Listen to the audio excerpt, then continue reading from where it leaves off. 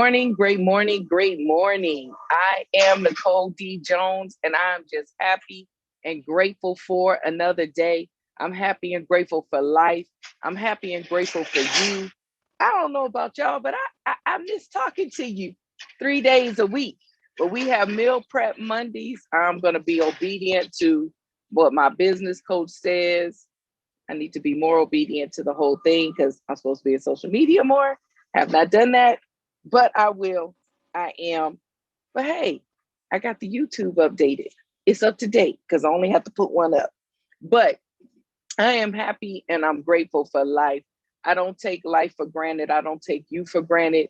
I count it all joy, every trial and tribulation, because I understand that it's trials and tribulations that come to me by surprise and by chance, but Jehovah God has already preordained and predestined our footsteps. Nothing happens by chance or by mistake. Okay. It's just a surprise to us.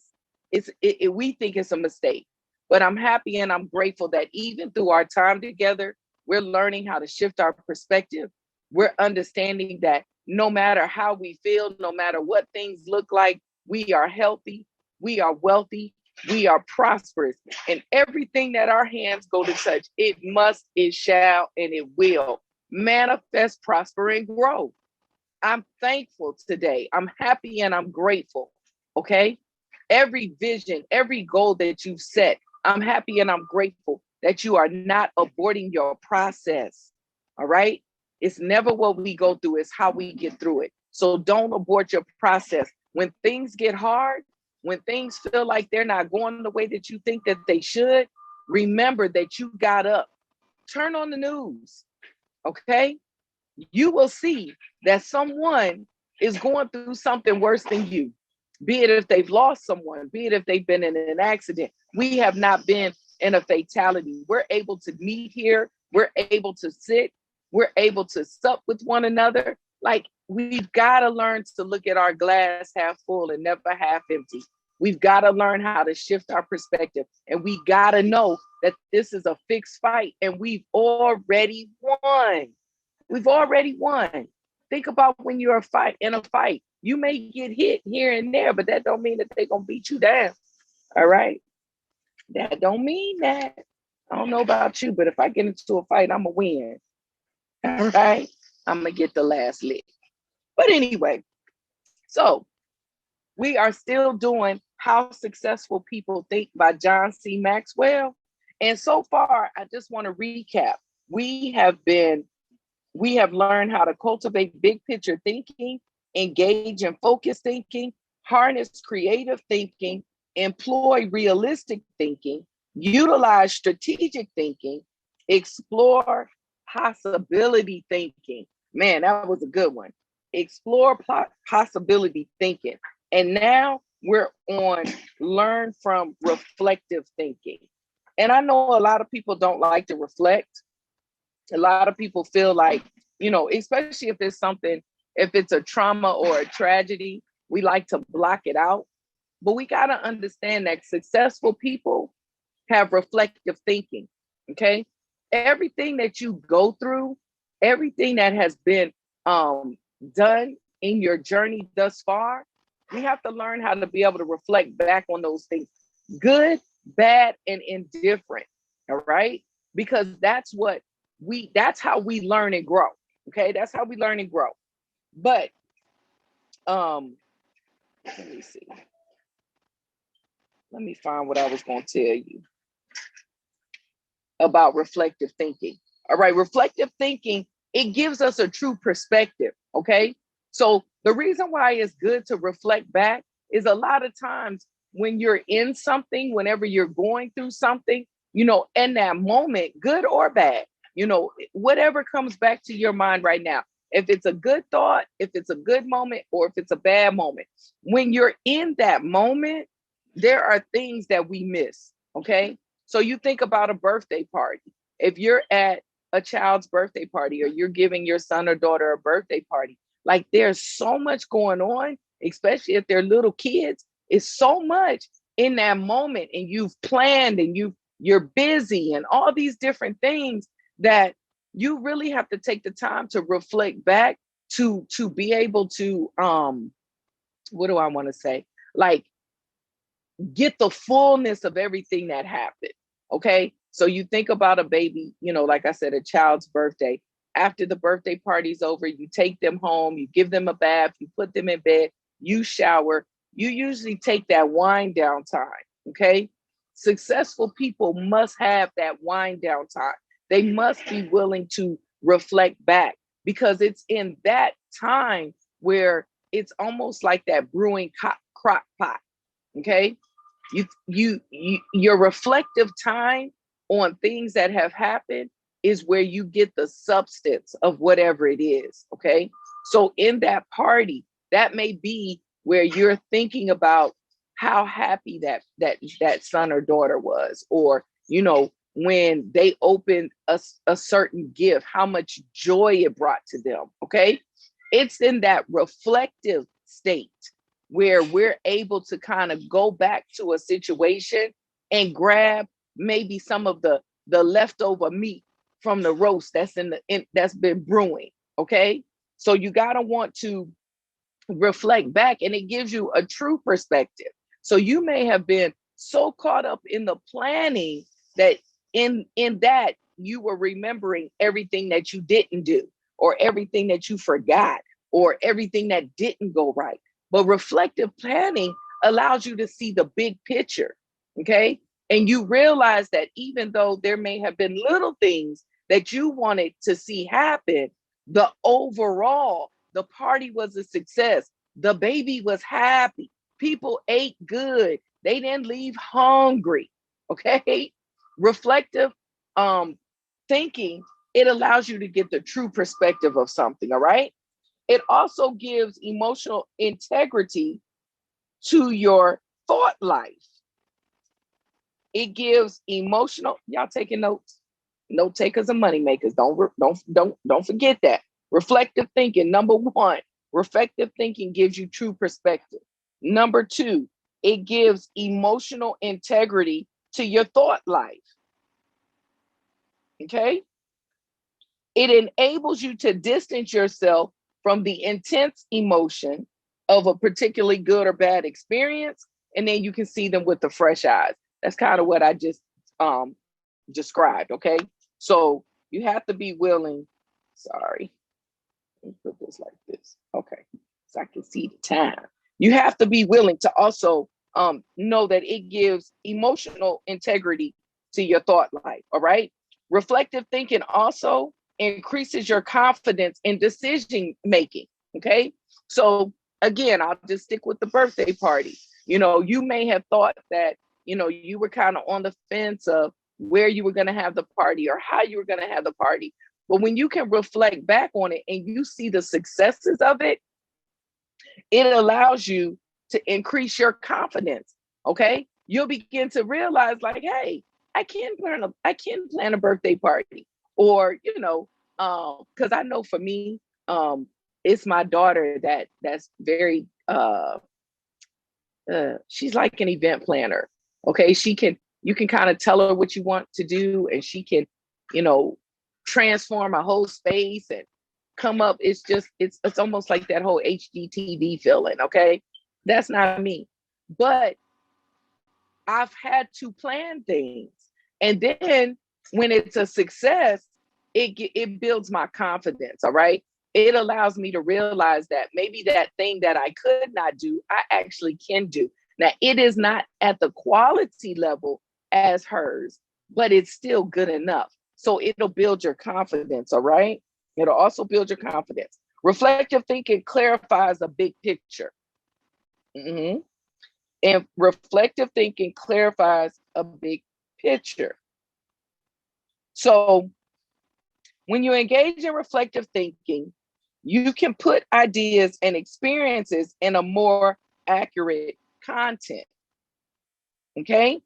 So it encourages you, all right, when you do reflective thinking, it should make you want to go back. It should make you want to, take that moment and kind of ponder whatever the situation was. Okay. You should want to do that, because you got to remember that through this journey, what we're trying to do is learn and grow. We want to learn and grow. In everything that we're doing, you want to learn and grow. So you have to learn how to, um, you want to learn how to be able to reflect. You want to be able to ponder. You want to be able to get the most out of everything. Okay.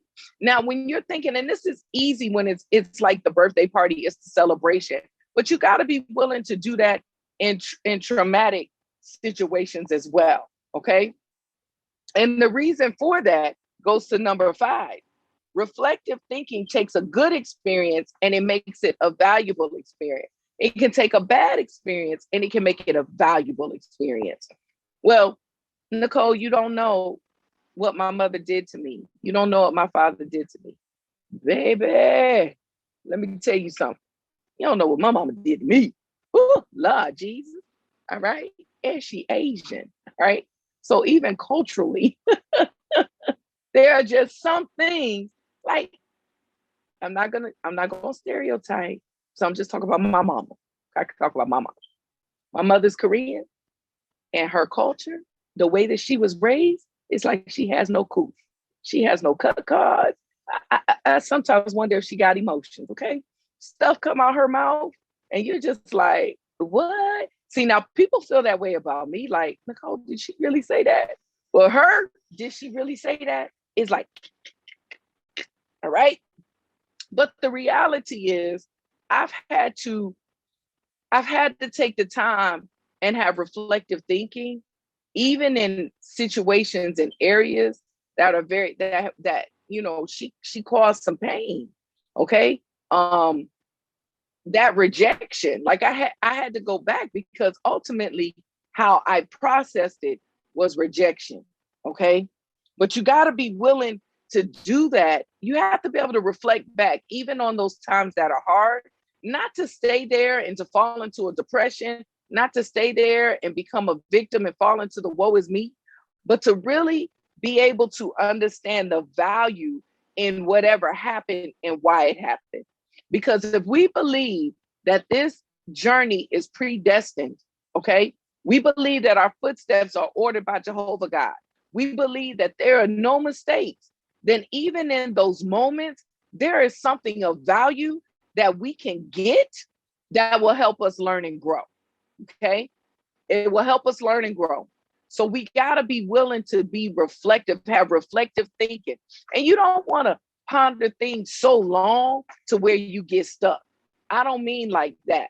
But I do want you to learn how to become a reflective thinker so that you can gain value. Okay. There's a difference. And how do we embrace the lessons of reflective thinking? Number 1, and this all goes back to consistency, persistence, and discipline. Okay. We've got to get to a point where we're consistent, persistent, and disciplined to where it just becomes a part of our DNA. It is your character because it goes abroad. All right. It goes abroad. But how to embrace the lessons of reflective thinking? You have to be able to set time aside. Okay. So we're learning through how successful think is really pushing in, just setting that time. You got to have a routine, y'all. All right. You got to have a spiritual routine and you have to have a natural routine. Your spiritual and natural routine must start when you open your eyes. Okay. You start with your spiritual routine first. This is why the consistency and the persistence will bring that discipline. Okay. And you'll understand that the more disciplined you are, the more routine you are as an individual, the better things go. All right. But you have to be able to set time for reflection. So just like we've gotten our calendars and just like we're journaling, you have to be able to set time aside in your schedule, in your day, in your week, however it fits for you, to no distractions, go back and reflect. Okay. Now, for me, because I've always, I don't necessarily, I've never really been a journaler where I do entries, but I've always kept a calendar. And when I usually do the weekly, monthly calendars, so that every day has like that space, and I mean, I have years of journals, day binders. I used to buy the day binders with the binders, where every day I would write a little nugget or something that when I would go back to it, it would remind me of that day. So I could go back to journals 5 years ago and see what it has. I even had like symbols and stuff. I had a key. I had a key. I knew what the symbols meant, but I could go back to 5 years ago, read the note, and in my mind, it would take me right back to that day. And every day I wrote in it, good and bad. Okay. Whatever happened in my day. But you have to be willing to take some time to go back and look at those entries, look at your journal, reflect back. Okay. But you got to set time for reflection. You also have to remove yourself from distractions, like I just said. So set time, remove distractions, review it regularly. Okay. And then you have to be able to ask the right question. And I'm gonna read what this says. The value you receive from reflecting depends on the kinds of questions you ask yourself. The better the questions, the more gold you will mine from your thinking. When I reflect, I think in terms of my values, my relationships, and experiences. Okay. So you want to be able, when you're asking the right questions to yourself, you want to kind of ask questions in these topics. Personal growth.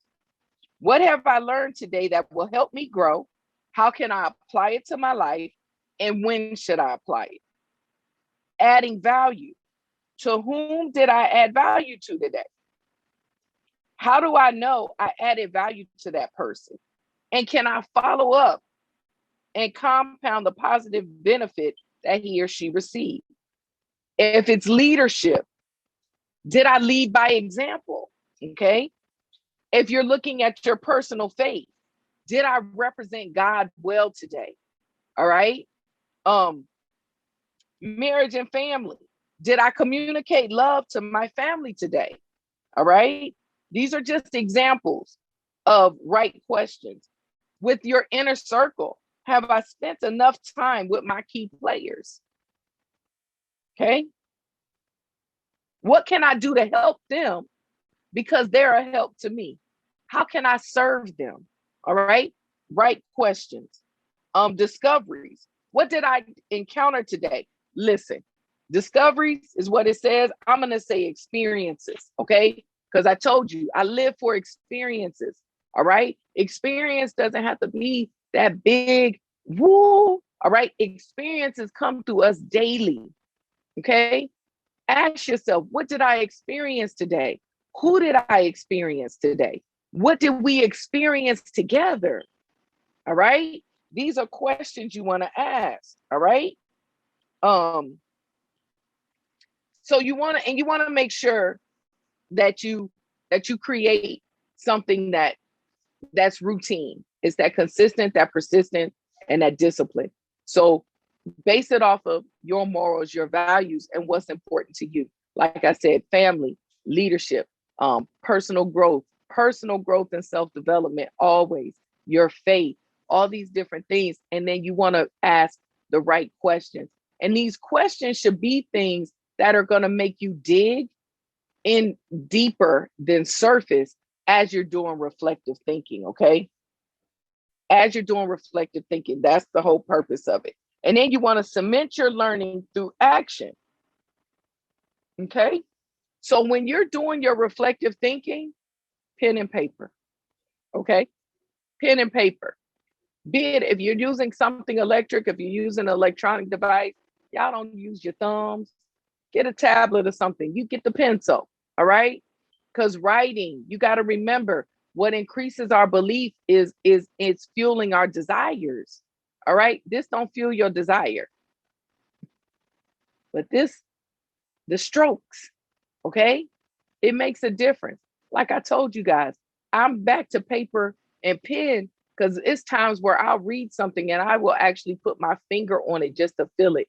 Just another level of increasing my desire by my five senses, okay? So you want to cement your learning through action. So it's pointless to reflect back if you don't do something after. Okay. The woulda, coulda, shoulda. No. Woulda, coulda, shoulda. And then we don't. No. We just wasted our time. All right. We're not going to learn and grow to the fullest, and we're not going to get the most substance out of that situation. All right. So with your reflective thinking, you want to make sure that you um, learn through action. All right. You cement it by learning through action. You make sure that as you go back, and like I said, it's never to reflect to beat yourself up. It's never to reflect to become a Debbie Downer. We are doing these things to remove the stinking thinking. So we're not reflecting to beat ourselves up. We're reflecting to learn and grow. We're reflecting to gain value. We're reflecting to learn how to critique ourselves with love as the forefront. All right. Not self-sabotaging ourselves, not destroying ourselves, but being able to reflect back on the good, the bad, and indifferent, and gaining value. What could I have done better? None of us are perfect. So when we reflect back, there's always room for growth. It's always room for something that we could do better. When you see repetitious cycles, all right, if your money funny every month, then we got to start looking at your spending habits. Okay. You can't be the victim all the time. It can't be someone else's fault all the time. Okay. We cannot control anyone but ourselves. So we got to start taking those things, looking at these vicious cycles and learning and growing from them, trying different things, learning self-control, shifting our perspective and our posture. Okay. So reflective thinking. This is how successful people think. And when I say success, even as we're going through this book, and I know a lot of people, because John C. Maxwell, he's a pastor, but he's also one of the most influential leaders. So a lot of times when we hear success, the word success, we already think of business. We already think of leadership, entrepreneurship, whatever it is. Okay. We think of success in a work environment or an income environment or something that brings income. But I want you to understand that I am so excited about the book because successful people learning to be successful in my thinking is not only for my money, it's not only for a job, it's not only for leadership of my team, but it is for me to be successful for Nicole D. Jones. Okay. My perspective, how successful people think. I want to be successful for me. Okay. Because money can't give me health. All right. Money can't give me a wealthy inside, a healthy, a wealthy, or even a prosperous inside. Okay. I want to be successful in me. I want to be successful in my journey. So I want y'all to shift your perspective even as you're going through this. And like I said, definitely go back to the YouTubes. Okay. Every chapter I've put as a title, go to it. Whatever your soul needs to feed it, because you are successful. You're necessary. You're relevant. You're needed. Okay. Life situations and life circumstances does not define or dictate who you are. All right. It does not. We were created by Jehovah God in perfection. We are striving out for that perfection through this journey. Okay. For our final destiny. So situations come and go. That's why you got to be able to keep getting up no matter what. It's 10:28. You got to keep getting up. All right. I just feel that today. I don't know if it's someone on the line. I don't know if it's someone who's going to hear it, but you need to know that you're necessary. You need to know this is Meal Prep Monday. Okay. We are still manifesting things with our words. We are still warriors that are victorious, and we're going to stay free because we're free. All right. There are no chains holding us, no situations holding us, no negativity. Debbie Downers can't control us. Okay. Because we're the light in every situation, no matter what it looks like. Even if the darkness tries to make us dim, we have enough in us. We are accountable to one another that we are learning to get up. No matter what happens, keep getting up. Don't abort your process, okay? Don't abort your process. You have to understand that everything that is happening right now, it is for your glory, okay? You need a story to share the glory. You need a story to share the glory. What you're going through now is going to set you free. And in your freedom, other people are going to be free. All right. So be encouraged today on this Meal Prep Monday. Go back to the YouTubes. Now, Mama Nicole, go to the YouTube channel. I am Nicole D. Jones. Pick any of them. If you start with this book, if you go back to the 7 laws of uncommon success, whatever it is, feed your soul today. If you feel weary in your well-doing, feed your soul, okay? Because we are warriors that are victorious, and we're going to walk in our freedom, and we're still holding each other accountable, all right? We're still holding each other accountable, no matter what, all right? I'm never untouchable. If you're in a group and you don't have my number, DM me. If you have my number, text me. If it's anyone else that you see whose name you know that are in the chat, reach out. We are no fallen soldiers here, and we never walk alone, all right? We are continuing to deal with our mindset. We're going to continue to educate and feed our soul. We're going to hold one another accountable, because the lifestyle that's predestined and preordained for each and every one of us, we're going to live it. We're going to experience it with one another. It will manifest and grow. Oh my God, it's 10:31. I am not going to belabor the time. Remember that you're healthy. Remember that you're wealthy. Remember that you're prosperous. Everything your hands go to touch, it must, it shall, and it will manifest, prosper, and grow. Stay humble, stay focused, stay positive, and continue to be the best you unapologetically, because through hell and high waters, you're going to do it in a posture of submission and humility, and never arrogance and pride. All right? Surround yourself with the right tribe and the right circle. I am Nicole D. Jones. Enjoy, enjoy, enjoy the rest of your day. Continue to move, continue to get up, continue to handle your business, and be the best you unapologetically. Have a great day. Smooches.